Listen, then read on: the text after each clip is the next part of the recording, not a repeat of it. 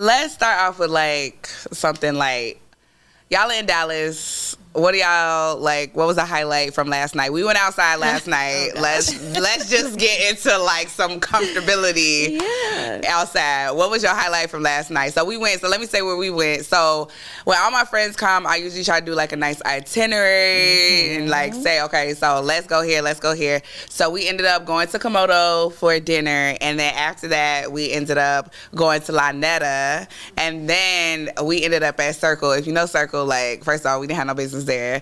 Sarah was definitely asleep, but but we definitely had a good time. So what's your highlight from last night? My highlight was only spending $43 because I love to save money. We've been budgeting real hard this year, well, last year and this year, so absolutely. But I mean, we had a good time. It's always vibes, so I feel like that's always gonna be my go-to. It's like we always have a good vibe. People gravitate toward us because we a good time, and we always gonna have fun. We the fun friends. Stuck up, not stush.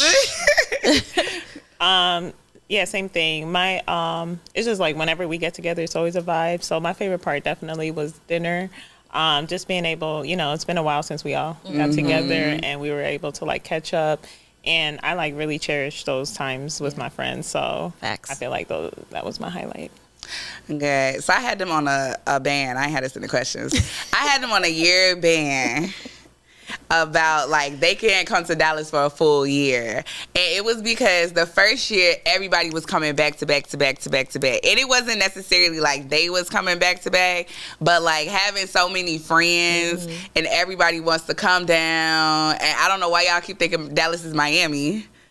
It's because you here. Yeah. But yeah, no, so I was super excited to see my friends. Like they really was like, all right, we not gonna come. All right, we respect it. We respect it. Yeah, we complained the whole year. They did complain the whole. Y'all did. We respected it. But I appreciate it, and I'm super like happy that they're here. Like as like we've known each other for a long time.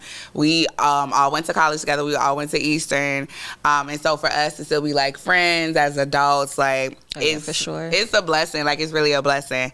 All right, so now that y'all done broke the ice. broke the ice a little bit. Okay, 30s is like.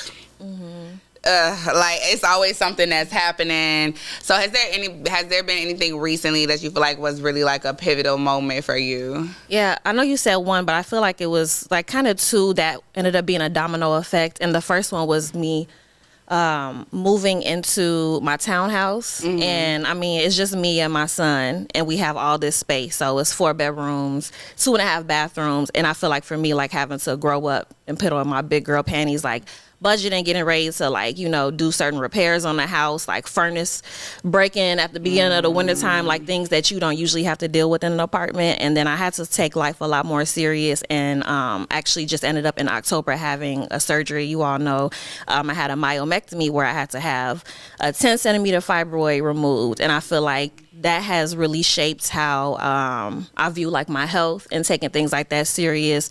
Also realizing like it's huge for Christian to see me taking my health serious and to see me working out and staying active, even though he's involved in sports, but like setting that example so he sees why it's so important to always stay on top of your health, being more responsible like financially and things like that, explaining to him like why we have to be more disciplined in certain aspects, not making it his problem, but just helping him learn like, hey, this is why mommy does things a certain way. So I'd say those were my two for sure.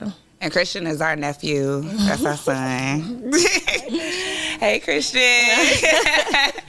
Go ahead, Sarah. For me, I think it's more money, more problems. Yeah. So as many of you know, I'm a recently new nurse. So it's like, it's like known that nurses make a decent amount of money or whatever. So it's like being able to like trying to balance your finances, trying to, be where you want to be financially. So for me, I feel like being financially stable and stability really is what kind of like defines like being where you at in life. And for me, it's like I've been trying to juggle that, like, okay, like where I need to put this money, where I need to put this money, I want to do this, I want to do that, and just being able to like kind of mentally handle all of that. But with like working out and just kind of like taking like a lot of husa moments and just kind of taking a step back and kind of, I don't know, just taking everything one day at a time. It just allows me to like, okay, just focus on one thing at a time. Don't try to get ahead of yourself. So you talk a little because you did like you were already in healthcare, but then you went back to school as an adult, which is like what we both relate on. Like, well, you were still in the same industry, but you like went back to school and then. Yes, I got my master's in nursing. So it's like. But what were you doing before nursing? So I was a medical assistant. So I was getting my like experience up, making sure like that's really what I wanted to do. You know, around people, helping people and stuff. So I was like, okay, let me build up my clinical experience and making sure, yes, that's exactly what I want to do. But what's been rewarding is like growing up, you know, I've always had to be like, okay, well, let me get that later. Let me get that later. So now it's like, I could get that now. Yeah. Okay. I don't have to wait. You know, I can wake up and like really kind of. You don't got to wait till your birthday to go out of town. Exactly. So it's like, that's really been rewarding, and being able to like do that stuff and save. So I think like that's really important to me because, like I said, stability is very, very important to me. Not saying like we were broke growing up, because we weren't, but like money was kind of tight, but my parents never made us feel it, which I appreciated. But I know what type of lifestyle I want to have, and that definitely motivates me to, you know, hustle, and like have many streams of income. I mean, it's within the same field, which is another good thing about being in the healthcare, being in healthcare. Because you could pick up jobs. You could pick up different contracts. jobs, and like, you know, you don't have to be at one place. Grinding. I think for me, the most rewarding part has been being able to help like children, like the early intervention stage of it. I've been in behavioral health and education since I graduated college. So 2016. And you talk a little bit about like what behavioral health is. Yeah, so I specifically work with autistic population. So kids with autism, all ages, anywhere from like infant, I'd say by the time you start to see it is about like 2 or 3 years old, and then all the way up to like 23, 24 when they kind of age out of the program. And for me, when I stepped in, I'm from a Caribbean background, so it was like you was gonna be a doctor or a lawyer. And here I go like, ooh, psychology, like behavior management. And so I feel like my parents were kind of like, well, what is that even anyway? And then fast forward 2016, you know, my sister has a daughter and my brother has a son. And I've been working in this field so long, and I'm looking at my niece as she's starting to get like 2, 3 years old, and I'm just like, something is a little different. And I'm seeing like certain things that I'm seeing with the kids that I work with. So I feel like the most rewarding part was identifying that, being able to talk to my sister about it, have those conversations with my brother and recommend evaluation. And then they were eventually diagnosed with autism. And I feel like had I not been in the field, we wouldn't really have been able to see those things, or we may have been in like denial, just thinking like, oh, eventually she'll grow out of it, when it's really imperative to like step in early, as early as possible when you see those diagnoses, and get them evaluated and get that therapy and things like that. So for me, being able to like be that person to advocate for my niece and nephew, but then also seeing other little kids, like other family members and things like that, like, okay, and have those recommendations, be able to give advice, has been the best part for me. And that's so good. I feel like autism, or just like behavioral health in general, like it's just like a stigma in like the Black community. Like it's like They put a bad stigma on it. Yeah, they put such a negative stigma on it, where it's like, oh, like I feel like back in the day, you just be like, oh, that's like the crazy cousin. It's what they literally used to say about like people who like have mental health issues or behavioral health issues. Me and Shanae had the chance to work together in Chicago, and it was, I mean, don't get me wrong, it was a little chaotic in there.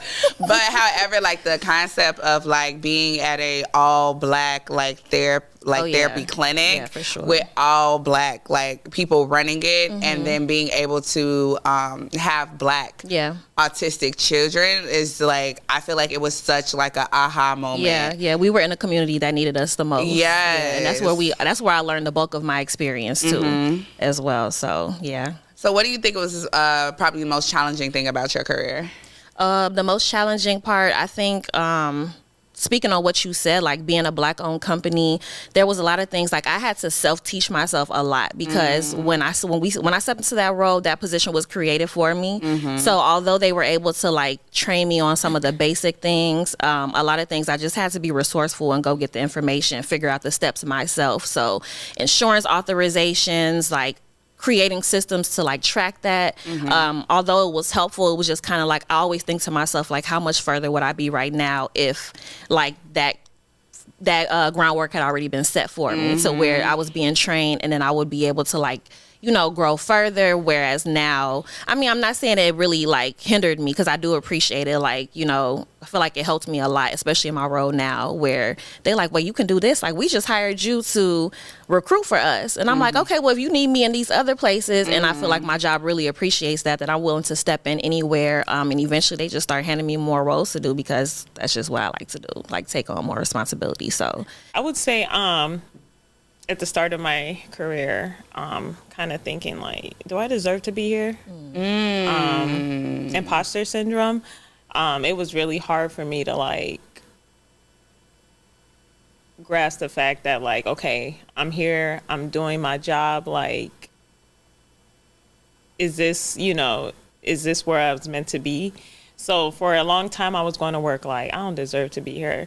And then like after a while, when I was like, you know what? Hell yeah. You do. You know, like, I do. Yeah. I remember you gave a speech at the Young Alumna when you were getting your award. I was just thinking about it. Yeah, Yes. when you're getting your speech for, you're getting your award for the Young Alumna Award. I'm the 2024 Young Outstanding Alumni Award winner from Eastern Illinois University, like our alma mater. I was there to witness that. So when you gave a speech, a part that stuck out was when you said like, you know, you were the first Black woman to receive that award, and you were like, do I deserve this? And you were like, you know what? Yes, I do. Yes. So and now, like, the difference between when I first started and now, like, it's huge. It's like, I'm so proud of myself. So overcoming that negative thinking, like, you know, maybe you're not supposed to be here. This is not your space, especially as a Black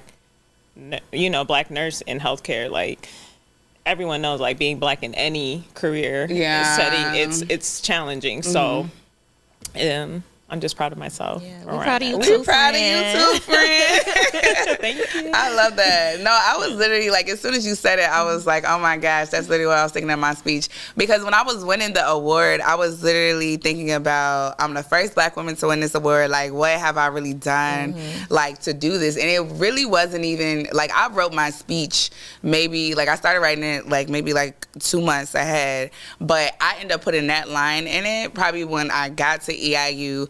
Because then when, like, people were asking me, like, what did you do at Eastern and things like that, and I'm listing off, like, I did this, I did this, like I really did a lot to contribute to the EIU community, on top of me also doing a lot in my own profession, like from education and then moving into sustainability. And so, like, I was talking to you like yesterday when we were talking about when I left my job, when I left teaching, and how difficult it was and feeling like I hadn't accomplished anything.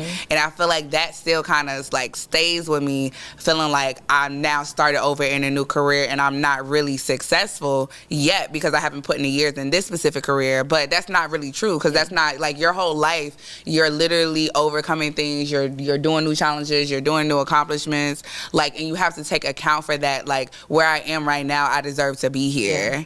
Yeah. Oof. Ooh, that's a word. You preaching this morning. You know, anyway. I love that. That's facts. All right, so I love talking about careers, but I also like talking about like money, which we talked about it yesterday. This is when we was running our errands when Shanae was working. But we were talking about, like, for us, like, money being a sensitive, like, topic. At least for me, I know it's sensitive because it stems from, like, that being stable or being, like, irresponsible. And, like, my parents have had, like, their ups and their downs when it comes to finances. So I've seen them have money starting off, and then I've seen them not have any money and make sacrifices still for for like me and my sister. So like being like where I am now, like it's so important for me to be financially literate, like be financially stable, and be able to do like what I want, like enjoy life, and also be able to help give back to my parents and like, you know, do everything of my heart's desire. So I think, especially having like a kid, because I feel like that's also a whole new element. Yeah, I think for sure. I think that's the main thing. That's like, I think about it all the time. Like, would you really have had like more money if you didn't have a kid? I don't think I necessarily would have. I feel like having him is what made me feel like, gotta go get it, always find a way. That was your motivation. Yeah, that was my motivation to like always kind of like be a step ahead. So I feel like that's really my main thing. Like, obviously priorities are important, but for me it's just like not settling with just one avenue of income. Y'all know, like, I'll do whatever I need. Shanae gonna hustle. To a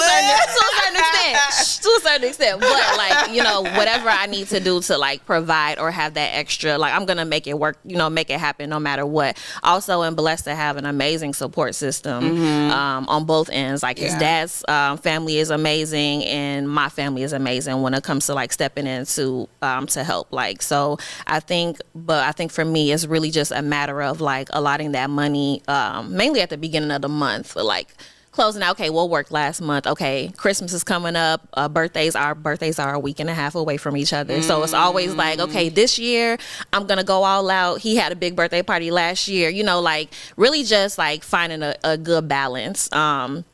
And I think I'm proud to be able to say I don't think he would be able to tell like that there's ever been any type of financial struggle or anything like that, because it's always, you know, it's always clothes on his back, shoes on his feet, food in his belly. So as long as, you know, I can sit here and be like, you know, he looking at the world through rose-colored glasses right now, he's 10, he should be able to. Then I feel like I'm doing okay. I feel like our parents did that for us too. Like I didn't even know that my parents struggled until I was able to kind of help them in a financial situation. So then that wasn't until like college days.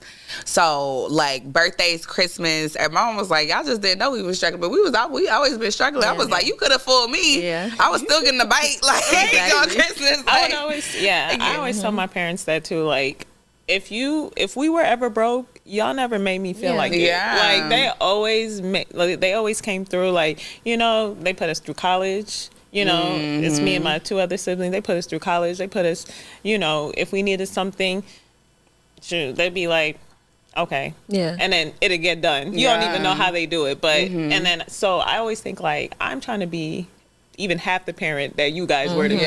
And I don't have kids now, but I be thinking about that. Like, how am I going to be the parents that my parents were to me? And also they were immigrants. Like, that's what we also did. Exactly. They figured that out without a support system. Like, it's amazing. So, I mean, shout out to our Absolutely. parents. I know. What would I do without them? Literally. They have to do it without theirs. So that's one of the things, like, we all came together too, like, is because, like, we are all Caribbean. So I'm half Caribbean. So my mom's American. My dad's Caribbean, though. So just that immigrant, like, even, so we talk about one of the things that my dad did not kind of pass down, which is, like, he didn't, I didn't have to go through, like, your relatives coming and living in your household. But that was his life. Like, my mom is always like, how many houses did you live in? But, like, that's, like, the culture where it's, like, he moved up here when the first day, I was telling Sarah this too, like the first day, like his dad came to America.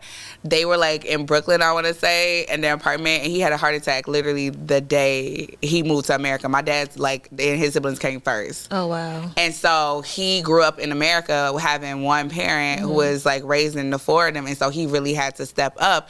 And with that, it was like really like a community of like his family that was like allowing him to like, oh, okay, like stay, your job is here, like you come stay with us, like, you know, like kind of taking him in. But he didn't necessarily have to do it for nobody else. Not y'all.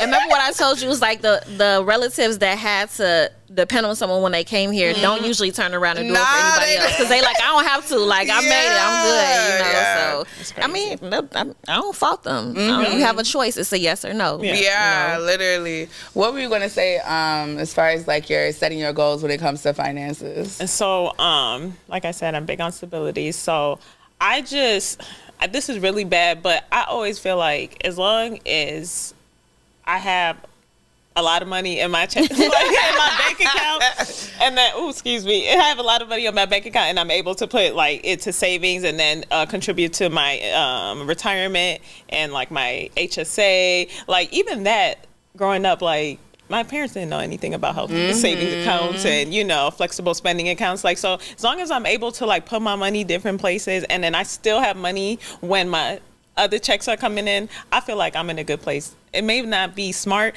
I'm still trying to figure. It's not bad to say at all, because at the end of the day, like, we're like this. Even for me, like, this is the most money I've ever had. Exactly. So it's constantly like learning what works best for you. Yes. What are some new things you want to try? What is like it makes sense for like what you got going on right now. So like you know, you gave me some advice yesterday, and like, it's been in my head since we spoke. So I'm like, okay, I'm going to do what Faith told me to try and go from there. Because, like, and this is exactly why you need to have friends. That part. That, you know what I'm saying? You want to be around who are doing well, because they could always offer you advice and from different perspectives. I'm telling you, as long as my check account look decent, then I'm good. But she like, no, do it like this. Put it here as if this, and that. So, you know, I appreciate things like that. So no, like, because so the advice I gave her, because she's like, she has like the privilege, that's what I call it, of being able to still be in her parents' house and like not have to pay rent right now. And so like it's like she has that opportunity to kind of save. So I was telling her like what you should do with your savings is take out what you want to pay for rent and put that into your savings, so you can see like what it's going to be like when you start living. Because I think that was like one of my biggest fears, like moving to Dallas, and I moved to Oakland first, which was a little bit cheaper, because I was like, well, I haven't paid like rent on my own. Like with this specific job, I need to see, and like ain't nobody around me, I'm out here, like I need to see like, am I okay? And so I think like now, like if I would have had the opportunity then, because rent is such a big chunk, like I always say, like if I didn't have to pay rent, like it's such a big chunk of your checks. And so like if you want to get an apartment and you trying to look for something that's $2K, go ahead and take that, put it in your savings, so then you can see how much you're actually like having left over. Are you still able? Because my thing is, I'm not getting to the point. I don't care what the apartment look like. If I can't do what I want to do, I'm not moving there. Like I need to be able to be comfortable and still be able to live the lifestyle that I've been living. Exactly. Silent. No, for real. Sarah, I'm gonna come back to you. What advice would you give to women pursuing a career in healthcare or nursing? My biggest thing is make sure that's something you really want to do. You know, don't go in it for the money, because that's when you're gonna, you know, kind of be like, burn out. Make sure it's something you want to do. Like I said, do shadowing opportunities, get clinical experience like I did beforehand, and just know that there are different options in healthcare that you could go into. It's not just nursing, it's not just doctors, it's not just PAs. There's a lot of avenues you can take in healthcare, so don't feel like you're limited to just, you know, being bedside or direct patient care and stuff like that. So one thing I wish I knew when I was younger, and I mean, I would say it's not our parents' fault, but you know, all they really, as Caribbeans, you know, and foreigners, all they know is lawyer, doctor, nurse, engineer. So that's all we knew growing up that only made money. So I feel like if I knew about other careers, I probably would have explored a little bit more. Exactly, explored a little bit more. But I'm happy where I'm at now. I'm happy where I'm at. So I just would say just take your time and really dig into what you want to do, because that's essentially your career. You could change at any time, but you have to start over, essentially. So. Oh, yeah, that makes sense. Shanae does entrepreneurship as well. So can you talk a bit about like what you're doing now in terms of like the party, like promoting, and like where you want to kind of take it to?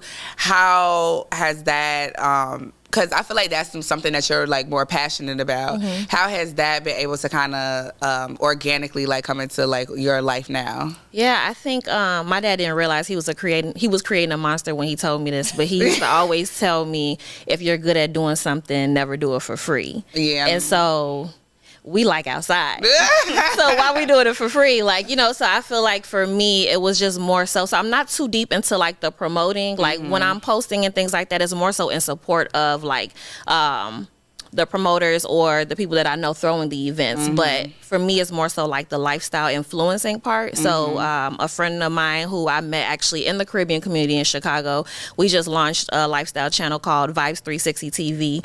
Literally the name, like vibes, because we bring in the vibes, we emphasizing the vibes, highlighting the vibes, and then 360 because we want to cover everything, not just the Caribbean community, the African community, and different events and things like that going on, not just the parties, the community outreach, things like that. So just a well-rounded view of everything in the culture. And with that, it's just, we are starting off simple with like attending parties and hosting. Hosting is the main thing, like going in there. We've hosted like competitions like best dress and things like that to like uplift people, give them that confidence when they come out. Like, because people, I mean, we Caribbean, we like to step out and show out. We put a lot of hair, makeup, outfit, like the men too. The men, that's important to them. Like they gonna put that stuff on and come out. So that's really what I've gotten into. So where I want that to go is I actually want to like get to the point of giving back to my country and giving back to the community. So hosting like fundraiser events and things like that, because you know I told you like my mom raised me, I used to be going to galas and things like that where we would fundraise to like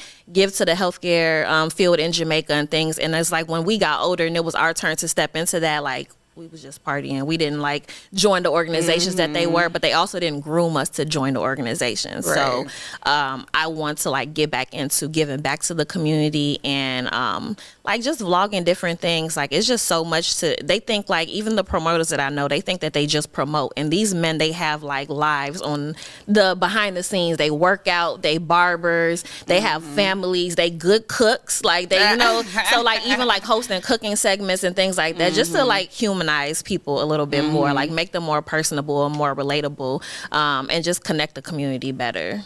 I feel that. I definitely feel that. I feel like entrepreneurship is just like you got to be doing. I feel like when you are an entrepreneur, it got to be something that you at least like to do. Yeah, that you would do for free. Yeah, that you would do for free, because it is. When I publishing, it has been such a headache. But I think for me, which I think is a good question too, my biggest thing with like entrepreneurship is like the idea that I'm doing a service for somebody else and knowing that everything is coming back on me. And so my perfectionist in it, because if I do something for myself, I could be like, oh, okay, let me just cut this corner. For them, you want it to be top tier. But for them, I want it to be a top tier experience. And so like the pressure, like I just feel like I don't handle it well.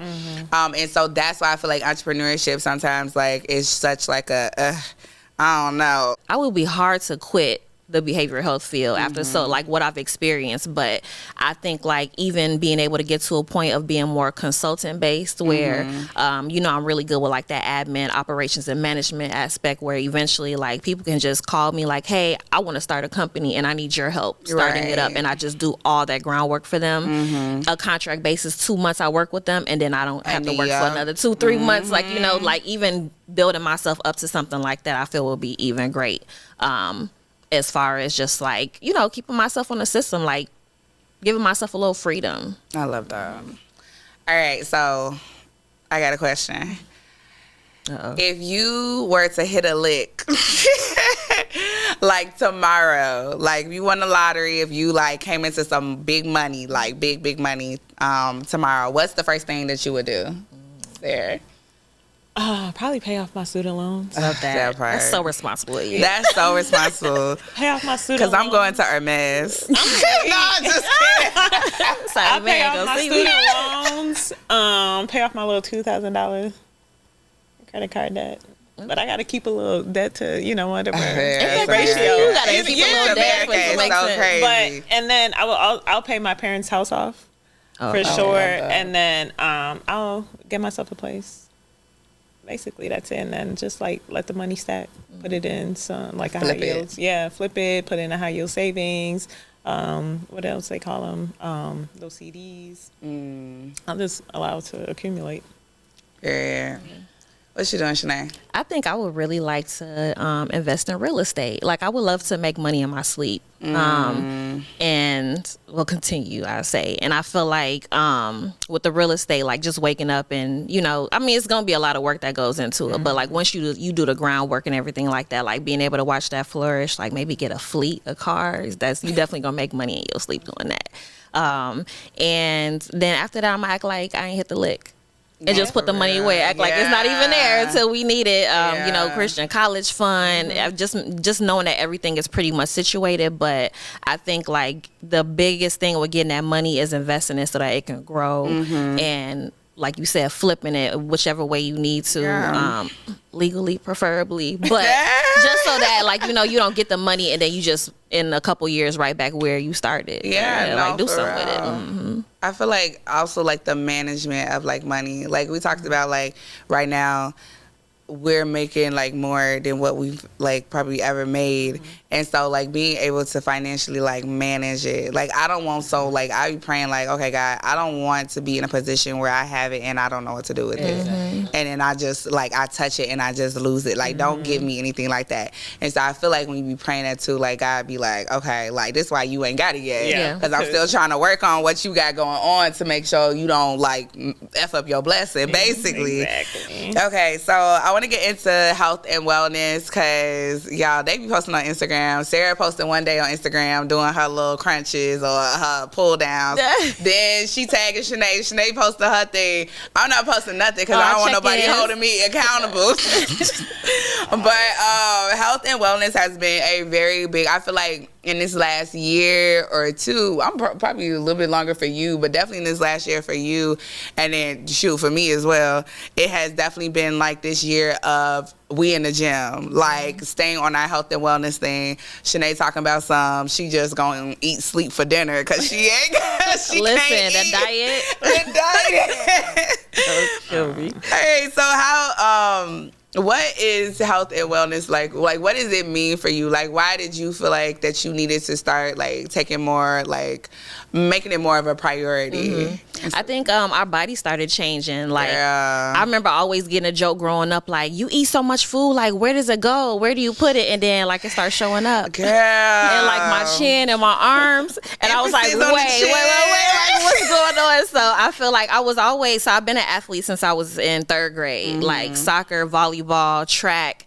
So I was always active. And then in college, I was like, I want to focus more on like organizational things that can like build my resume. And then graduated, came home, and I was still good. I had a baby, snapback, everything was good. And then like your snapback after Christian was crazy. And then it's like, I want to say like around 26, 27, like the grown woman weight started to come in, and I was like, oh, I always wanted to be thin. I know. So then it was fun, and then it was just like, wait, what you mean I can't wear a small no more? No. And I feel like that hit me, but also everything with the fibroid like really changed. I remember I literally sat there and researched like, how do you live long? And like when I was reading the things, I was like, this is easy. You really just making excuses. Like Christian was my biggest excuse. Like, how am I getting in the gym? How am I going to do this, do that? So I think I just woke up one morning and I was just like, okay, you have the extra money now, invest in yourself. Like you have to do some like self-care for yourself. And I went in, got a trainer, found her. She was right in the suburbs, like by the grace of God where I am. Shout out Fit Journey LLC. That's my trainer, Coach Mai. And it just, I started getting serious about that. I started just trying to eat differently. I really wanted to prep myself for the surgery, but I'm like, I'm going to push this beyond the surgery too. So I think just wanting to like feel better about myself, like even the grogginess that we get after we eat and we just like, I'm just about to lay down and go to sleep. Like I feel like now I could go like, you know, run a couple more laps, like, you know, just keep moving. I come back from the gym and it's just like, it just changes like the way your whole day goes. Like I be having to force myself to go sometimes, but when I leave, I'm just like, why would I ever stop? You know, like, why would I stop? And then you don't have to be in the gym. You don't have to have a trainer. You can just stay active. You can walk the dog. You can, you know, like, I see you, like, you take your walks. And I love that. I be bored. I be bored with a little stroll. But, like, even things like that, just staying healthy, like, that's huge, even for your mindset. Yeah, I think the thing you said was good, like, just staying active. Because even I feel like in college, like, we was working out because we was dancing, like, we was walking from Carmen Hall. Yeah, but, like, we were like, because we were busy, like that also, like, I feel like now, like, I like really try to pack my schedule because I don't want to feel like I have time to just sit around and eat. Like, literally, I just have time to sit around and snack because all day I'm sitting working, and that's why I'm like grabbing little stuff just so like I'm not like getting tired and brain stuff like food, that. my little brain food. But then like after that, like right now I'm like, okay, I got ballet on Mondays for an hour and 15 minutes. So in between that time, I have to eat dinner. I have to make sure I finish up any work that I need to do because when I get home, I'm like going to be tired. Like that's when I need to go to sleep. So I wake up early the next day. And I've been trying to like really just like, I got my classes on Tuesdays and Thursdays at LA Fitness. So Wednesday, you need to go do your little weight training. And then Friday, you need to figure out what you need to do too if you want to do your little walk or whatever. But like staying active and like staying busy, I think like in college, we just had so much to do in college. Yeah. Like we was just little like politicians, little like. And we was walking to everything. We was walking like, and Eastern is not as big as like a U of I or something like that, but we was some walking ass niggas. Yeah. Last year, I feel like since I turned 30, it's been like up and down, up and down, up and down. And I remember, I'll never forget, Bruce from EIU, he always was like, you got such a you got a swimsuit body, you got a bathing suit body, because I love the summer because you know that's body season, and then it's the winter, that's when all the thick girls are shining. But like coming from that, like people wouldn't even know like I had my weight now to think like you was. I'm like, yes, I was very skinny, very lollipop body, where my head was just big. But however, like I feel like from my 30s, like it's been like up and down trying to figure out like what works best for me. But I feel like this trip in Nigeria was like, no, you really got to get in the gym. Because I feel like my confidence just wasn't the same. And I'm like not a low confidence person. Like I take your man type of bitch. Like, you know, like, not like I would take anybody's man. However, like, I feel like. But you could if you wanted to. I could if I wanted to. Like, I feel like my confidence is normally, like, there. Like, you know, and that has just been, like, my personality. And I just feel like, I was just like, I'm not feeling like myself. Because I just didn't even like the way I looked in my clothes. I didn't like my face was too big. And it, like, oh my God, the weight that goes into your face. Jesus. It go right to your face. Literally. Like, it goes right there. So I just feel like this year I was like, listen, something got to shake, because I was like, I'm not doing this. Like, my goal is my birthday, to be down to the size that I want to be. I already got it in my head. And, like, it's just that, like, it's no, like, it is, like, excuses when we're just like, oh, okay, like, I can't do it today. Yes, you can. Like, you just not prioritizing it. So Sarah's, like, our leader in the health and fitness. Health and fitness, like well-being in general, is super important to me, because I feel like when I work out, not only does it help me physically, but mentally. You know, I'm having a bad day, I work out, like 90% of what I was feeling is out the door. You know what I'm saying? And along with physical wellness and well-being, you also have to think about the therapy part. So with that, I mean, I got myself a therapist a few months ago. I mean, I had one before, but like this is when I really took it seriously. So making sure you have like good mental hygiene, physical hygiene, keeping yourself, you know, put together, because when you feel good, when you look good, you feel good. You know what I'm saying? So it's like, then when you start seeing the results in the mirror, like, oh, you know what I'm saying? Remember when we was talking about like not looking at the scale and like focusing on like how you look different, because I feel like you see that number. Exactly. So I'm very big at not looking at the scale. I remember Faith asked me yesterday, she's like, what was your biggest? And I was like, I don't know. I don't step on the scale. You know, but I know like when I'm in the gym, I know I'm getting stronger, because 150, you know, 150 don't feel like nothing when I'm doing leg presses, you know, so I can add more weight. So like, that's when I know like, oh, I'm doing good. That makes me feel better. So I take like working out as like a physical and a mental thing for me, as well as seeing my therapist. So it's just like a whole thing for me. I love that. The therapy part. Therapy is a blessing. It's so needed. Okay, so because we talking and we running on time, I want to get into relationships. So we talked about career, finances, health and wellness. I don't know why you over there stressed. Let's talk about relationships. So Shanae, do you have somebody special in your life? Oh, that's. I didn't have that in the questions. I don't remember seeing that on the list. I didn't have that in the questions. I think yeah, okay. Jesus has my heart. No, but I mean, y'all know what's going on. These are my girls that I'm gonna talk to about my love life, like regardless. But I feel like I'm getting real serious right now about like I don't have time to play with you. Like if you in my life, this is what I want for myself. I'm in my 30s. This is what I'm trying to build. You trying to build too or not? Yeah. And if you not, like, let's not waste each other's time. Like I don't want to waste your time either.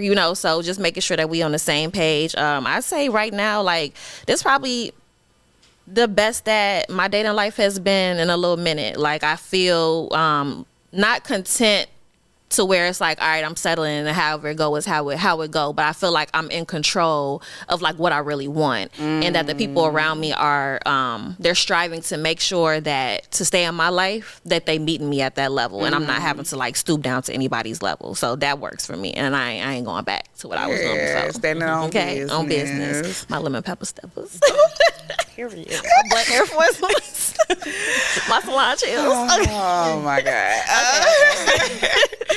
Sarah, is there somebody special in your life? I didn't see that on the questions you sent. Yeah. But no, seriously, no, not right now. But like Shanae say, right now I'm taking dating really serious. Like I'm trying to be very intentional of who I let in my space, and when it comes to dating, like, okay, now I'm looking for something serious. Like I'm done playing with these men. You know what I'm saying? So basically not really trying to waste time. And if I like identify a guy that's like, okay, yeah, he's not really serious, just kind of like, okay, let's just go our separate ways or something like that. So you know what I think works for us and why we able to like remain in control so well, because we okay with being alone. Yeah. Like we got like, remember, like you can have romance in other parts of your life. It don't have to always be like a male spouse. You can have your family, your friends. And so for us, it's just like, I mean, like it'll make or break me if I don't have somebody there. Obviously I want that, but I'm patient and it'll come when it's supposed to. So it's important. That's real. I think that's so important. Like I've talked about like solo dating a little bit in other episodes, but I think it's just so important to like yourself and like being with yourself. I love being with me. Yeah. Like I have so much fun with myself. I'm like a vibe.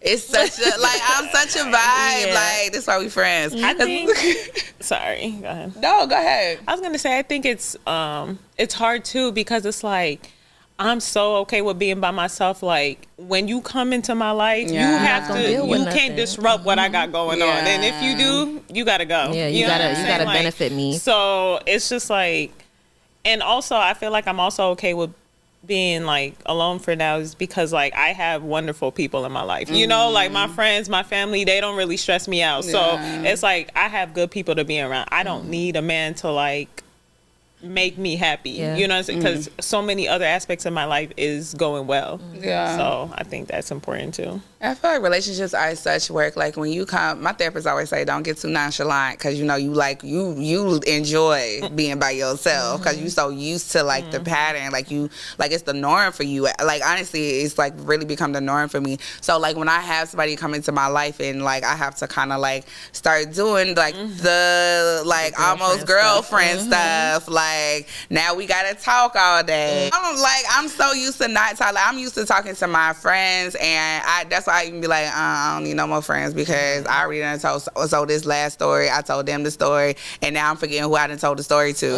Now you got your man, and now you got to tell him the story. Like it's a lot. Like, and so like you kind of get used to being by yourself so much. It is kind of like you got to make sure that you don't get so comfortable and so complacent. However, it's still like, you know, it's a good thing going on over here. If you ain't adding value, and also I feel like I need to see space where I can also add value to your life as well.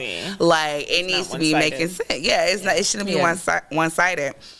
Shanae, like, How has being a mom influenced your dating life and the relationships that you seek? Oof, drastically. I think, like, I know my baby inside and out, obviously. Like, I'm his mother. And for me, when I meet a guy, I'm instantly thinking, like, how will their personalities mesh? Like, what will his parenting style be? I'm not going to date anyone who does not see my child as, like, a part of me and thinks to themselves, like, you're not coming into my life to watch me handle all the household responsibilities myself, because I was already doing that before you came. Exactly. I'm not saying I need a babysitter, but I'm saying, like, hey, I'm working. Okay, babe, relax. I'm gonna go pick Christian up. I need you to be able to step in and lead as though, like, you've been here the entire time. And I feel like a big stigma as well is, like, baby mama, baby daddy relationships. And I've been blessed. Like, we prayed, we worked, we were raised well, and me and my son's father have a really good co-parenting relationship because we keep it strictly about raising him.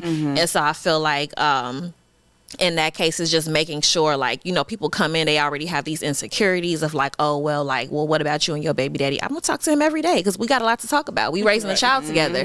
But you need to be able to trust me and know that, like, this is a healthy relationship. I wouldn't have brought you into a situation with me and I didn't know that I was completely done with this man, I got a messy question. Oops. Okay, so we was watching Ari and Tiana. Oh, yeah. G Herbo. Would it ever be me? Would you ever, because it's a similar situation, do you ever feel like you could be friends? Well, she ain't got a baby by Yeah, but do you feel like you could ever be friends with a girl that technically your man cheated on you with? Like, after, like, they're done or whatever? Yeah, I do. So, short answer, yes. I feel like it's a lot of background behind it, though. The biggest thing, majority of the why time... you breathing hard? She nervous about the answer. But Drake shifted, like, couldn't be me. Yeah, I know. That's what she's over there doing. I feel like majority of the time, like, and I'm sorry, I love my black man, but the men be the issue because they know, like, what I'm telling this girl is going to stay between me and this girl, and what I'm telling this girl is going to stay between me and her. Very, very rarely, y'all know I like to sit down and have conversations. Like, I'm not, okay, come to you as a woman, but it's like, let's have an understanding of what's going on. So very, very, very rarely do women, like, hey, like, let me talk to you and get, like, the full story from you, instead of just letting this man fill my head up and create this, like, imaginary beef between us. So I feel like in a case where a woman was demanding to be respected, I would have no choice but to respect her. But if you're sitting in the man's life and you're just literally just his girlfriend, then I'm just going to see you as his girlfriend. If you want me to respect you as, like, an addition to my son's life, then I hold you to that standard. But I feel like, yeah, I could be, if he cheated on me with her, it's just a matter of, like, me and you had a conversation. If it's come down to where it's like, oh, she didn't know, whatever the case is, and it is what it is, mutual respect more so. But as long as I'm done with the man, I see no reason why I should, like, have these grievances with this woman who, that's you now. That ain't, I'd have moved on with my life. I'm good. I ain't got to deal with that. All right, we coming up on time, but I did want to close out dating. Just what is one thing that you are praying for in your next relationship? One thing, because we got to go. Yeah. One thing that I'm praying for is understanding and a man that's respectful.